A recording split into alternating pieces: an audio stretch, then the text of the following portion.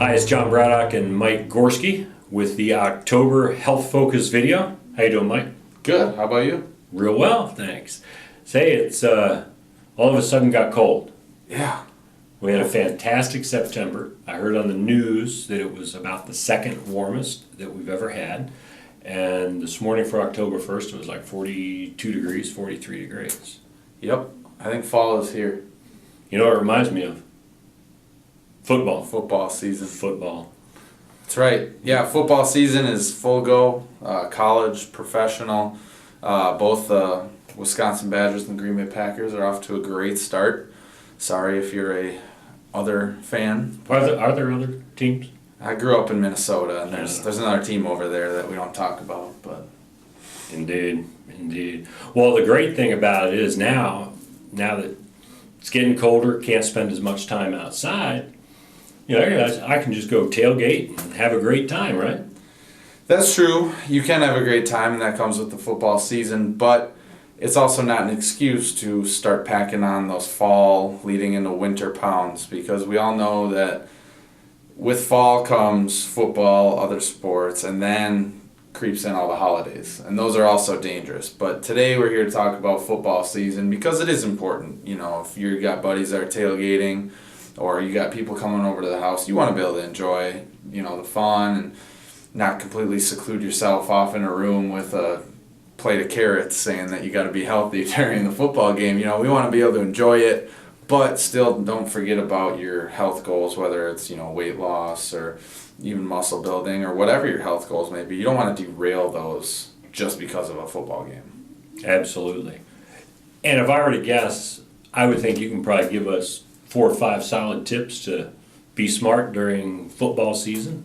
Oh, yeah. I mean, the biggest thing is planning ahead. That's kind of the overarching theme of any kind of success, is if you don't have a game plan for the game, in this case, it's so easy to grab and go this and that, or, you know, have a drink here, have a drink there, and completely forget about your goals. And if you can at least go into the tailgate or if you're going to the game, you know, with a game plan saying, all right, this is what I'm going to eat, this is how much I plan on drinking, that's going to save you, you know, hundreds of calories right there by just having that plan and thinking about, okay, what can I have to still enjoy my experience but not completely go overboard. Now, within having that plan comes, you know, there are some smarter choices that you can make. Well, let's talk about those. Mm-hmm.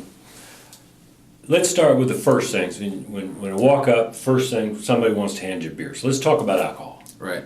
And I mean, that's an unavoidable part of tailgating if you are someone who drinks. So there are different options you can make. You know, stick to a lighter beer. It's going to have less calories, yet, you know, Bud Light, Miller Lite still contain about 110, 120 calories per can. So even spacing those out with a water in between, or just taking your time with them and not, you know, slamming them down one after another, because that can add up pretty quick. You bet. Well, and then the other thing would be, obviously, it'd be 2 things. One, you've got the snack foods, the chips and stuff that are there, as well as, you know, brats and burgers and that kind of stuff. Mm-hmm. So let's hit the chips. Yeah, so, I mean, chips are kind of a staple of tailgating, and they usually come with dip. Well, the dips don't necessarily have to be very unhealthy. I mean, guacamole is pretty healthy. Salsa is very healthy. It's just a bunch of vegetables. Even a lot of dips nowadays are made with Greek yogurt. They're very healthy, and they're, you know, by themselves, they're not bad. It's usually when we load up deep fried tortilla chips with them. So I really suggest, you know, replacing the chips with vegetables, because you're really getting a lot of flavor from that dip as it is. So why eat these tortilla chips with it instead when you can get all that good flavor and the nutrition and the bonus of having vegetables instead? You bet. Good strategy.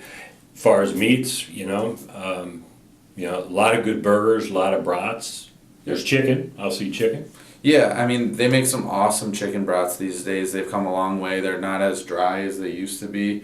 Even, you know, a nice marinated chicken breast, or, you know, even splurge and have a wing or a leg too. I mean, it's a little bit fattier, but it's not as fatty as like a 70-30 burger, which is 70% protein, essentially 30% fat. That's a pretty fatty burger, and those calories can add up pretty quick. You bet. Okay, so we've got a solid plan. We've got some alcohol advice, limited, because there are a lot of calories there, and a lot of folks tend to, I know I do, drink. I tend to eat more or more mindlessly, so that really packs on the calories. Yep. Choose some good meats. Yeah. Swap out some veggies with some chips. And as kind of a fifth and final note, how are we going to stay active? Well, and that's the other thing too is, it comes back to planning. It's just because it's the weekend doesn't mean you should sit around on the couch, monitoring your fantasy football team all day. The games will still be there, plan in some kind of activity. If it's a sunny day in the fall, it can still be a good day to get out and go for a walk, hit the golf course. I mean, it's going to get pretty cold pretty quick. So even, 50 or 60 degrees and sunny with minimal wind, it still feels pretty good in the fall. Just throw a sweatshirt on, get out for a walk, go play some tennis. Just take advantage of the last, few warmer days we have. Or if you have to get inside, just plan a trip to the gym. Sounds good. And great advice as always. We'll look forward to connecting again in November. In the meantime, go Packers. And go Badgers.